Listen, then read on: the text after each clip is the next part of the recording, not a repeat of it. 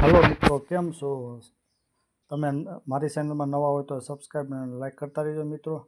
आ जो आंबा है, आंबा में बधे धोरियानुं काम चालू है अने आंबा अत्यारे गरमी सीजन में आंबा अठवाडिये पाणी पावुं पड़े, नकर तो थोड़ा सुकावानुं कारण है। अने आ बाजू जो मोटा आंबा है एमां લીલી સમ કેરી जो मोटामां पाणी आवे एवी केरीओ छे।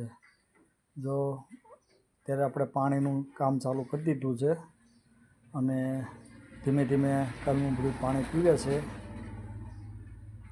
एक पछी एक। अने आंबा केक सुकाई जाय छे एना हिसाबे आ गरमीनुं हिसाबे 45 डिग्री गरमी छे।